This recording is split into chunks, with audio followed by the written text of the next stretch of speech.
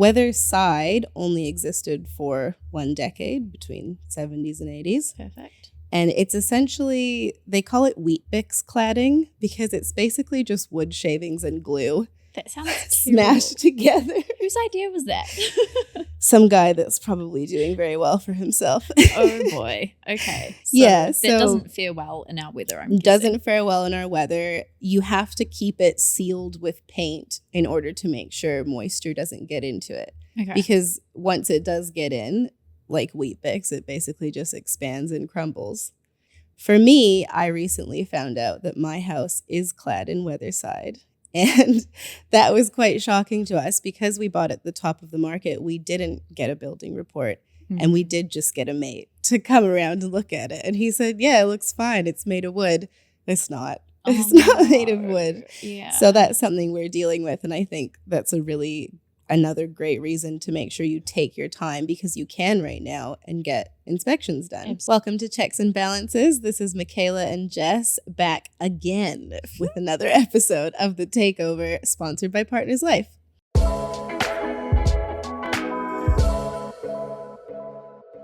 So today we're going to talk a bit about what I would call tips and traps for first-time home buyers. We really want to talk about this because it's a very weird time in the housing market right now. And it's a really good time for first-time home buyers to be getting out there and looking. So previously we had an environment, a couple years ago where things were moving really, really fast. And if you wanted to get on the housing ladder, you had to make decisions like this is when you snap. bought, right? This is when I bought. And I'll get into this because firsthand. I made a few mistakes buying at the top of the market because everything was so rushed. Yeah. And now we're at a time where there is, I think, the most housing stock on the market that there's been in a really, really long time. Yeah, wow. And houses are taking a lot longer to sell. And they're also not going to auction as much as they used to. And if they are, a lot of them are passing in, which opens up the floor for negotiation. Is that when they go into the little room? Yes. Is it? Okay. And the man yells at you and then wow. Because I've been to one auction. Mike and James took me to an auction once because I had never experienced it. And I saw them go off into there's all these specific side It's rooms. quite stressful. Is that what passing in is? So passing in is when something goes to auction. Just like when you're on Trade Me and you have a reserve price, houses also have a reserve price. So not if $1. the bidding, sometimes actually, wow. I have a story about that. So when the bidding, if it does not hit what the seller was expecting, then it gets passed in. And sometimes they will go to the highest bidder that was at that auction and they'll say, take them to the room. They'll take them to the little room and they'll say, can we negotiate on this? But sometimes they will just put it back on the market as by negotiation or by, another sale method. Okay. So right now is a really good time for first home buyers because auctions can be really stressful. Yeah. And it's a lot easier to put your best foot forward when you don't have that time pressure. So things like negotiation gives you a lot more time to think about things. True. So I want to go over some of the things you should think about. So the first thing I want to talk about today is what I would call the traps. These are things that I see because I deal with first home buyers like all the time. These are things that I see people bringing forward and us on the mortgage team are like, no, don't buy that, please. Or like inquire on that. And some of these are also things that I experienced when I was buying my first home. And maybe like some things, it's less common with new builds, but there were some things that I'll bring up about new builds as well. So far, so good. Yeah. We haven't been in it long, but so far, so good. Yeah. So the first point I want to talk about, which is massive in New Zealand, is poor building materials. So when you're looking at purchasing an existing home, there's quite a lot of things that occurred in the 70s and 80s that made for very shoddily built homes. Are we talking like asbestos level? We're talking asbestos. When was asbestos time? What era was that? I'm actually not quite sure, but I think was it was further around that back? same period or a bit earlier. Crikey. Yeah. But there's still quite a bit of it around. There is asbestos around, yeah. And in places you wouldn't expect to, like We had Sneaky asbestos. asbestos. It's a great house I bought. We had asbestos in our, what do you call that thing that's on the wall with all the switches in it? A switchboard. That thing. We had asbestos in there, so it can pop up. But one of the major ones is plaster or monolithic cladding. So I feel like every Kiwi has probably heard a real estate agent or like one of their friends be like, don't buy a plaster home. And they're probably like, okay, but why? Yeah, I actually haven't. Do you know, until we went through the notes, I had never heard this before. It just goes to show my lack of, which is possibly where, our listeners are feeling as well. I've never heard this before. So do you know what a plaster home looks like? No. So plaster homes are really commonly those ones where the finish is just smooth. Sometimes they can be concrete, which isn't as bad, but you're looking at those homes that have like the rounded corners, everything's a smooth finish. Oh. And oftentimes you'll look at them and they've got a bit of maybe graying or like water streakage going down the sides. Okay. Which is a really big sign that it's leaky. Right. Okay. I'm going to keep a lookout for this now. Yes. I feel like I'm probably going to Once you see it, you'll see them everywhere because it was so common. Interesting. So the issue with plaster-clad homes is during a certain period, they weren't built with something called a cavity system, which means that the framing of the house and the plaster are just together. Sandwiched. Okay. Which means if you get moisture in there, it's just going to sit in there and fester. Sorry, that's such a gross word. But so we have a lot of clients that will come to us because they want to buy or make an offer on a plaster-clad house because it's cheap. Mm-hmm. But you have to be really careful about these because of the year they're built, checking for a cavity system, and just making sure that it's not actually leaking. And some of them can be fine, but more often than not, there's moisture problems. What's the best way to figure that out, though? Because you're going to an open home, like you've got the real estate agent with you, which in itself is quite like you feel a bit rushed and pressured to be looking around and you don't pick up on everything. But I wouldn't know the first thing when I walk into a house about how to check its moisture levels or how to check if there's a cavity system, like it's a wall. So first thing you can do is you can ask the agent because they should be telling you these things. Do they always? They are supposed to. Okay, we'll leave that there. And if it's a house that you're really interested in, you can get something done called a moisture report, which is basically straightforward. A building inspector comes in. Yeah, okay. He's got a little beepy thing and he tests the common corners where there could be moisture to see the levels of moisture. Cool. Okay. Yeah. Good to know. So plaster cladding, it's not good, but it's probably not the worst. You just need to do your due diligence and make sure. Get an expert opinion. Get an expert. Is what we're saying. Mm-hmm. Yeah, right. Similar to that is another one called weatherside cladding, which looks like what Kiwis know as weatherboard. It's the most common cladding. It just looks like wood on the side of a house. Yeah. Weatherside only existed for 1 decade between 70s and 80s. Perfect. And it's essentially, they call it Weet-Bix cladding because it's basically just wood shavings and glue. That sounds smashed together. Whose idea was that?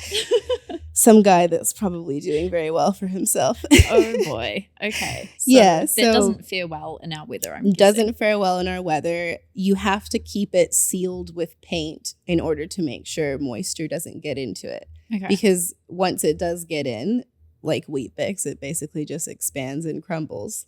That sounds terrible. So again, like I wouldn't know.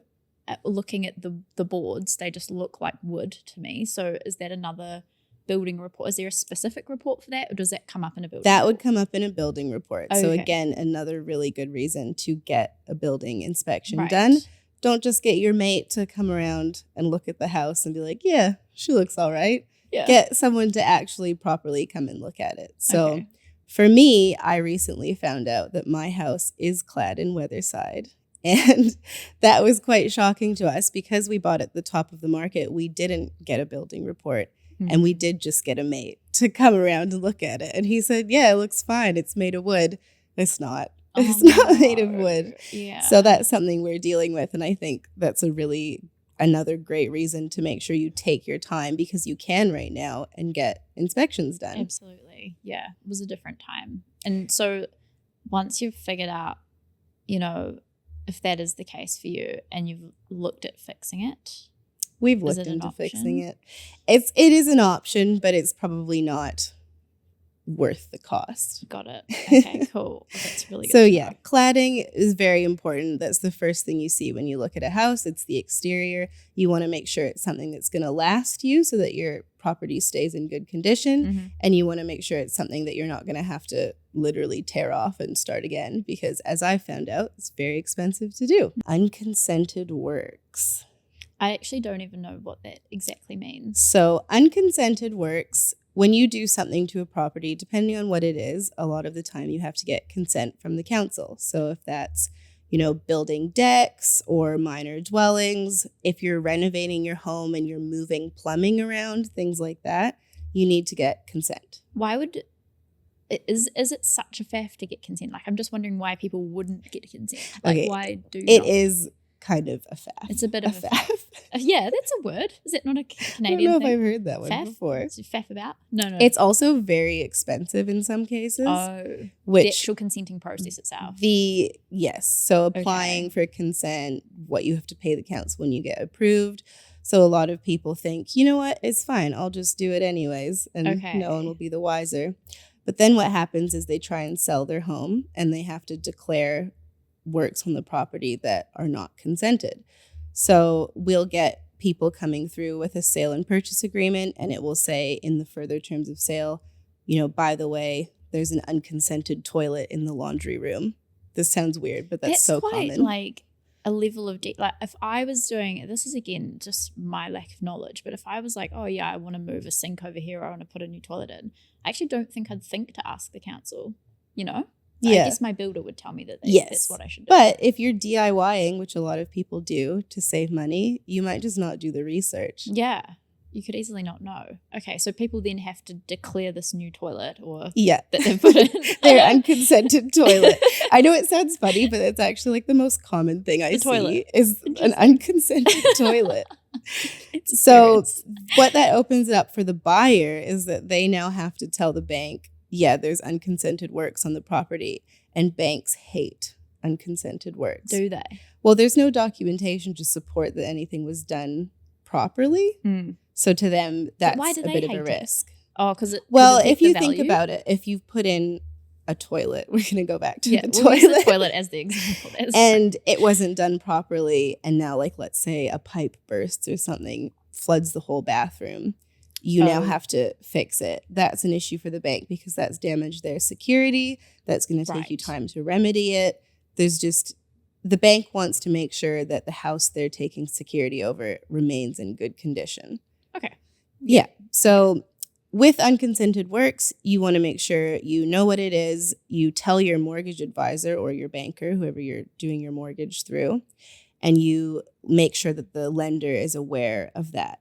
The lender will then tell you what you need to do. Sometimes you need to rip it out. So I've seen people that have to remove decks from their properties, rip the toilet off the wall. A common one as decks are very People common. Just get a few mates together and build a deck. Yeah, exactly. Uh-huh. Yep.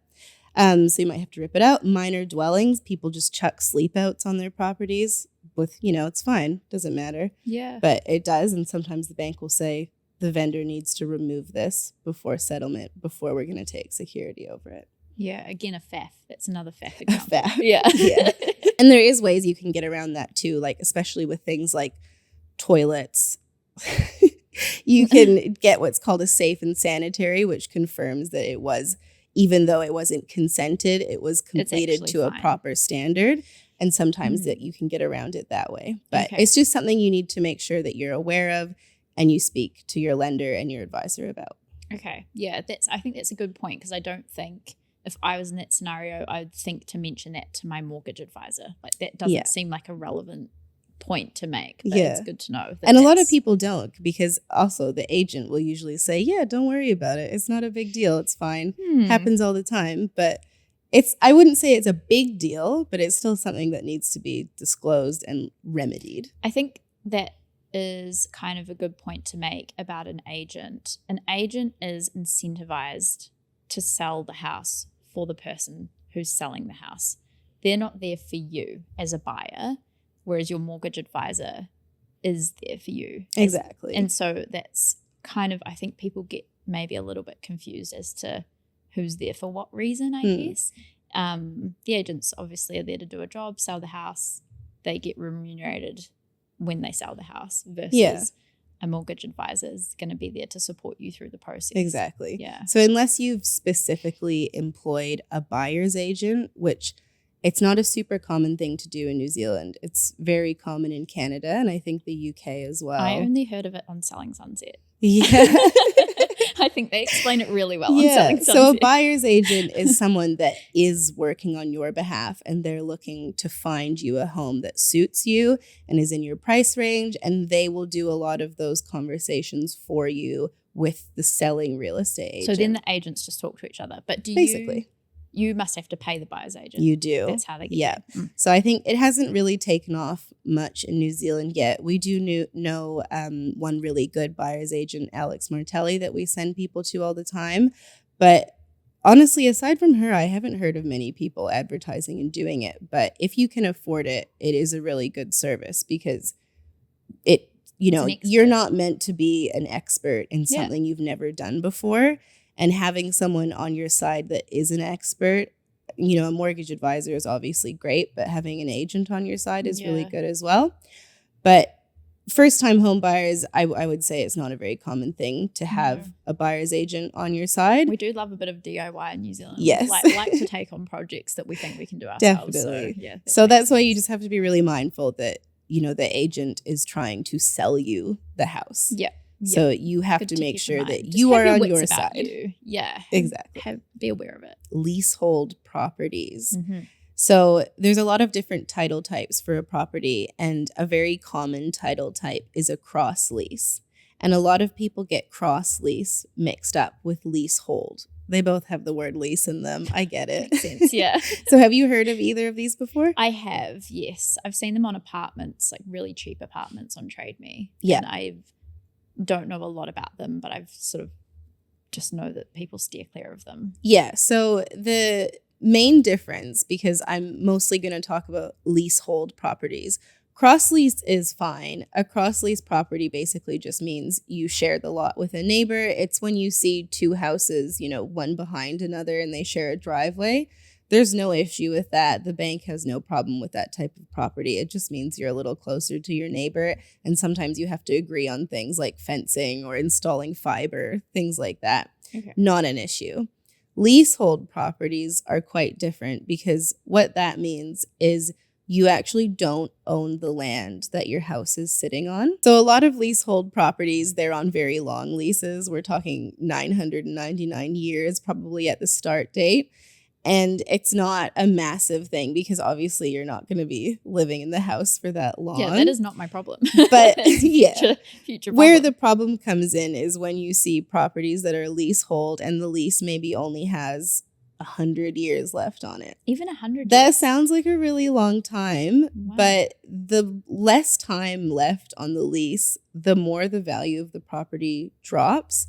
And just in a general sense, you can't sell a leasehold property for as much as you can sell something that's freehold or cross lease or a more common title type. A really good example of this, I know you just said about the apartments on Trade Me that are leasehold and really cheap. Yeah. There was an apartment in Auckland earlier this year that was being auctioned at a $1 reserve because it only had 150 years left on the lease. Only 150 years? I know, it sounds like a long time. It does. And I think it ended up going for around $60,000, the apartment, which is so cheap. Okay, so is this because, in theory, the closer you get to the end of this lease, like in reality, what could happen is that the lease owner could tell you, actually, you need to, like, even though you own the thing on the land, you have to rip it off. Pretty much, the idea? yeah. So you would assume with most leases that it will get renewed at the end, but it doesn't have to be. That landowner may decide that they want to now use that for something else. So it's not really so much about the time frame, more as it's about the risk associated with it. Okay. Because you don't own that land, you only own the dwelling. There's so much more that can happen as opposed to when you own the entire package itself. And especially for a bank, they don't want, they have security over the property.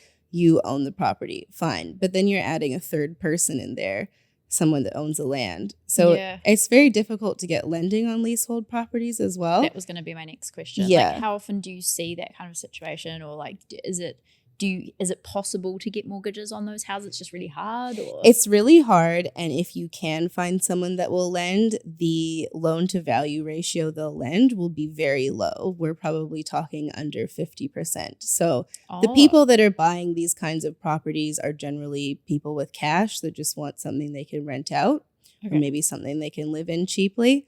But we don't recommend these kinds of properties purely because of the risk associated with them. An interesting example of, a lease being reclaimed is, so my partner used to be in the New Zealand Navy. And if you live in Auckland, you probably know that there's quite a lot of houses in the Devonport area that are Navy houses. Mm-hmm. So basically families can live in there for like reduced rent. Yeah.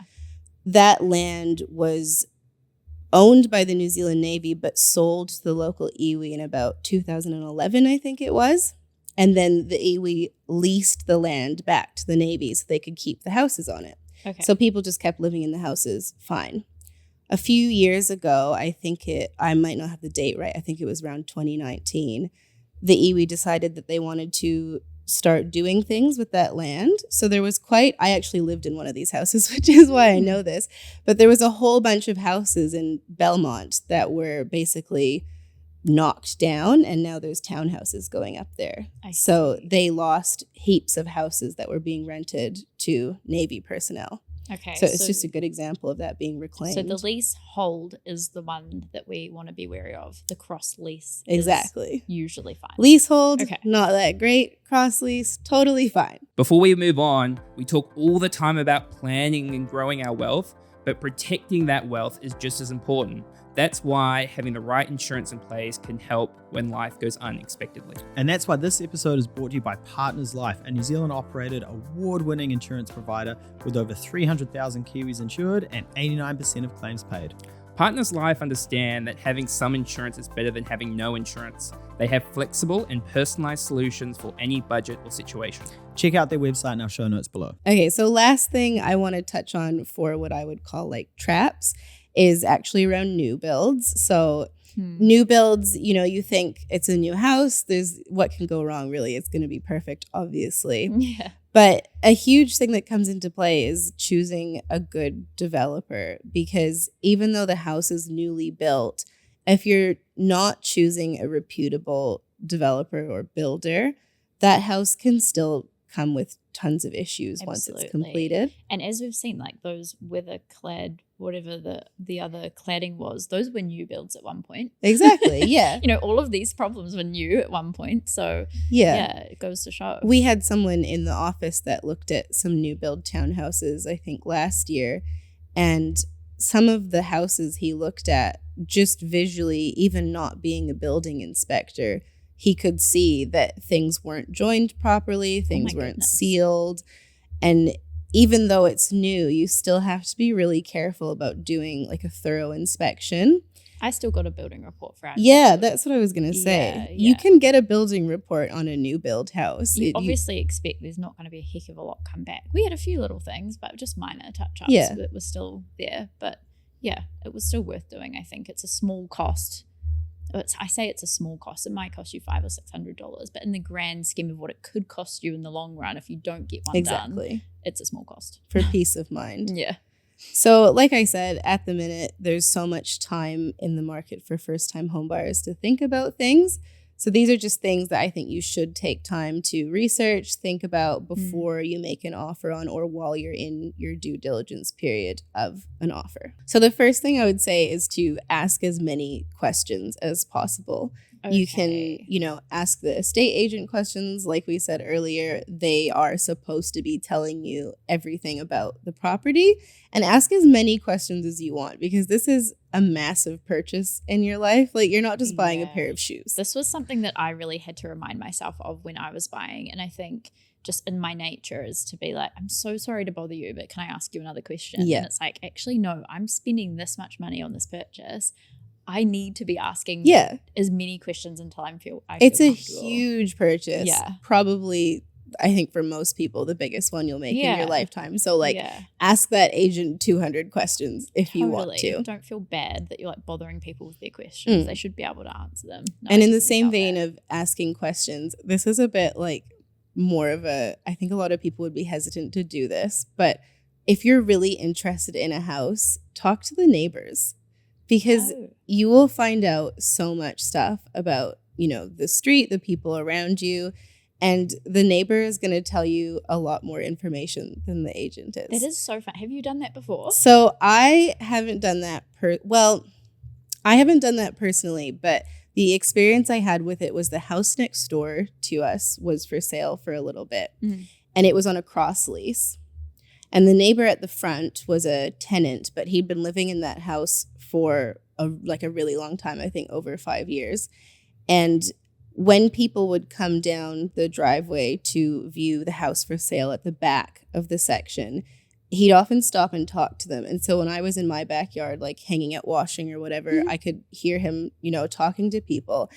And the amount of extra information I heard him giving people looking at this house, which wasn't information we knew when we bought ours next door. What kinds of that? Can you think of what he was saying? Yeah, so the main one that I found interesting was he was telling them about how, so the house was a abandoned renovation project. Yeah. And it had been abandoned for so long, and then someone had bought it and finished the renovation and listed it up for sale. But during that time that it was just empty, I guess the council had cut the water supply off because at one point the pipe going to the back of the property with water supply had burst, and it had flooded apparently our property as well, but obviously we weren't there at the time. Yeah.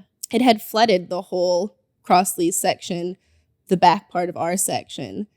And the council came and basically blanked it off because no one was living in the house. So something that it sounded like the agent wasn't telling people was that if you had, you know, purchased this house, you'd have to deal with reconnecting it to services. The water. And you would not assume you're going to buy a house. You're like, it's going to have water. Yeah, exactly. You wouldn't think to ask. And that also question. something to note about, like, you know, how much damage did that pipe bursting do? Is there any Yeah. issue with like the Oh foundation, my things like that? goodness. So I haven't personally asked a neighbor before, but you've when heard. I heard that conversation, I thought this is such a good thing to do because like the neighbor has no obligation to the person selling that house. So Yeah. they will give you the tea on the house. I love that. Yeah, absolutely. Or the neighbor could be a nightmare and you find that out straight up. just by meeting Exactly, them yeah. and think, Yeah. this person's crazy. Exactly. So talking to the neighbor, ask as many questions as you want as the agent. Just ask questions. Next thing, I think, especially going into talking about flooding potentially, Auckland Council and probably every other council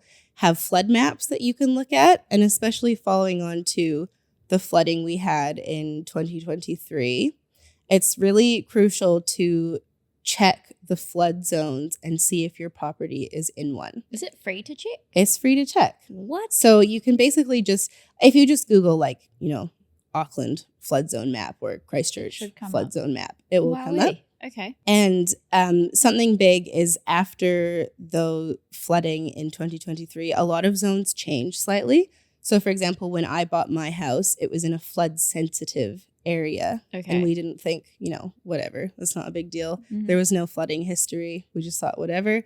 Now it's been upgraded to an actual flood zone post those events. How interesting. I wonder why that changes. Yeah, I think just because like we did have really bad flooding on our street. Our house was personally fine, but like it did happen. Right. And also a lot of, So you know, it can geography change. changed, things Yeah. like that. And especially now that those kinds of events are on everyone's radar, yeah. it's something that you can check and you should, because like you said, it's free to do that kind of inquiry. yeah. So another way you can get a lot of information on a property that you're interested in is by asking your advisor to check the services that banks actually check for things like the value of your house, the history of your house. We generally use the platform CoreLogic or also Velocity.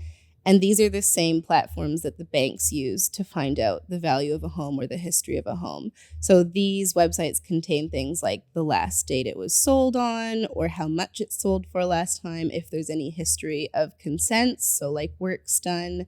You can even see like what bank it's mortgaged to. So for example, if it's like a leaky home, like we were saying earlier, a plaster clad home, and you're not sure if a bank will lend on it, well, your advisor can check and say, well, ASB is lending on it right now. Apparently, so maybe we'll approach ASB because they obviously don't have an issue with it. And is this information, so the things that you use, that's not something that the public have access to, it's just you guys? So you can find partial information on websites like homes.co.nz. I know a lot of people use that, or One Roof.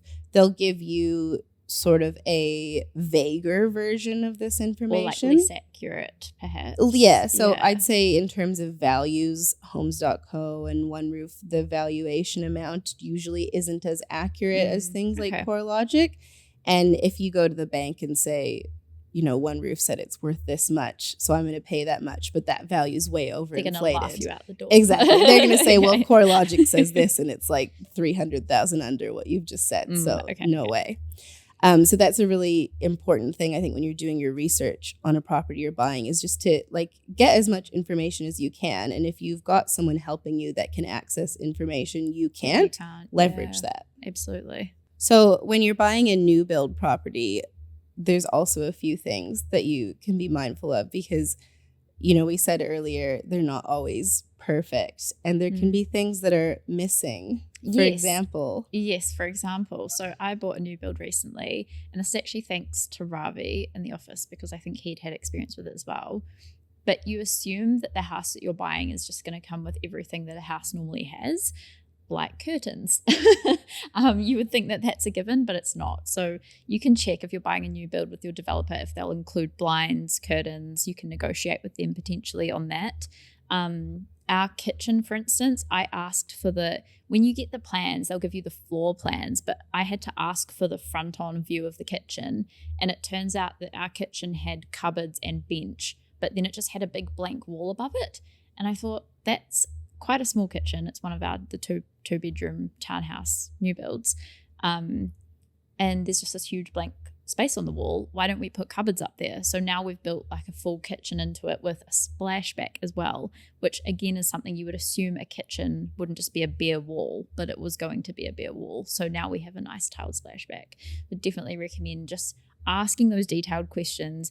Don't assume that the house is just going to come with everything that a house comes with because there could be like some of those minor details. Curtains and blinds are huge because until you've had to do a whole house in curtains, you don't realize how expensive they are. Expensive. So when we lived in Navy housing, I was saying earlier, this is so weird, but they don't let you keep the curtains in the house when you move out of them. What? Yeah, it's so strange. What do they do with them? You have to take the curtains with you. And then that curtains. means that the next person that moves into the house has to again buy curtains. But what if the curtains that you've bought for that house don't fit your next house? Well, exactly. Not their problem. So often what would happen is you just try and find out who was replacing you in your house, and then you would like message them and be like, do you want to buy the curtains? So funny. But so what happened was when we moved into our house, like there was no curtains. So we had to go out to Spotlight and buy, it was a 3-bedroom house. They're quite spacious homes. And they're also very cold homes because, you know, they're older, like state style housing. So you want a big thick curtain. So you want like good curtains to keep you warm. And I think we spent like, it was in the thousands on curtains. Like it was definitely over 1,000. And you really don't realize how expensive those things are until you have to do it. So new build houses, if you can negotiate good blinds and curtains, do it because you'll save yourself so much down the line. Yeah, and go through the house, think about the finer details of things that you're like, I need to just double check that the developer's actually going to include that. Negotiate it, and if you need to, definitely. Yeah. And speaking of negotiations, negotiating on the house price as well. I think a lot of people are a bit scared to offend the vendor with an offer. Especially Kiwis. I feel like we're really bad at this. After living, I don't know if it's the same in Canada, but after living in the UK, I feel like people are more fearless with these conversations, especially around money. Kiwis are quite shy around these conversations, right? I don't know if that's your experience as well. Yeah. So when it comes to making an offer on a house, I mean, obviously don't offer like $10,000 or something. That's probably offensive, but don't be afraid to start your negotiations low, especially at this time in the market when a lot of things are selling under what the value online says or under their capital value, the CV.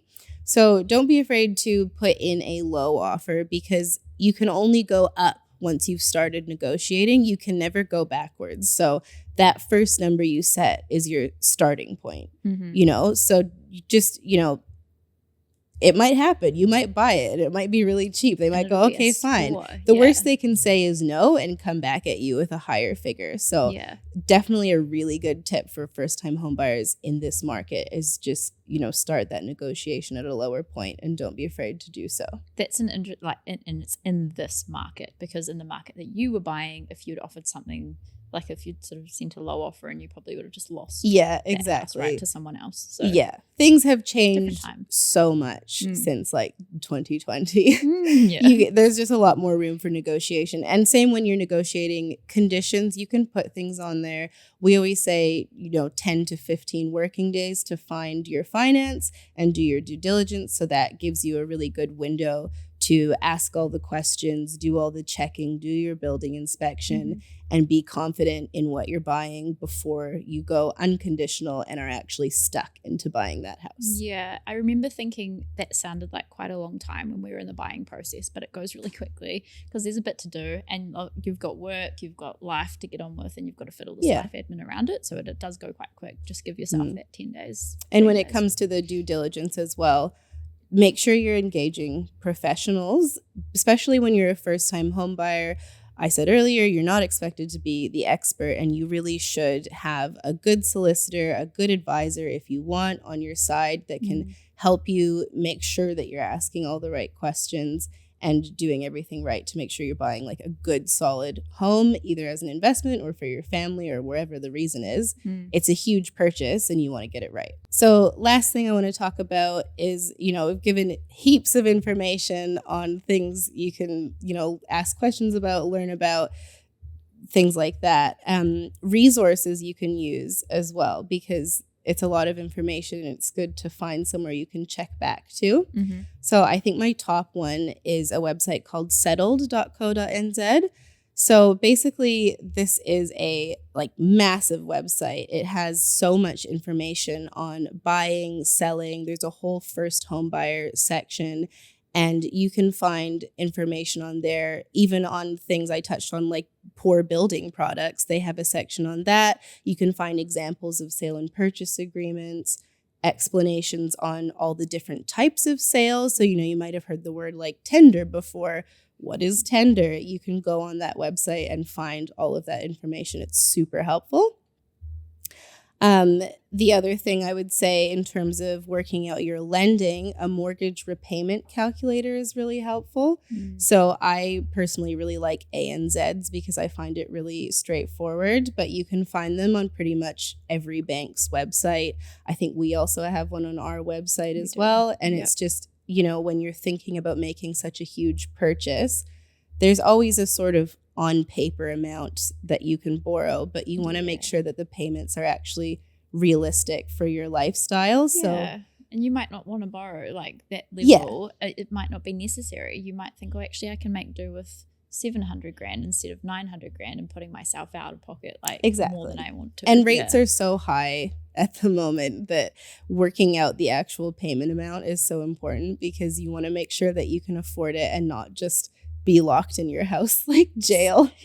Sat on the floor with no furniture. No doing furniture. Nothing. You're eating like, I don't know, Marmite on toast. So mortgage repayment calculators, first home buyer guides as well. Lighthouse has a really good first home buyer guide. There's some really good ones on the Kainga Ora website, and also information on their programs like, you know, first home partnership, things like that.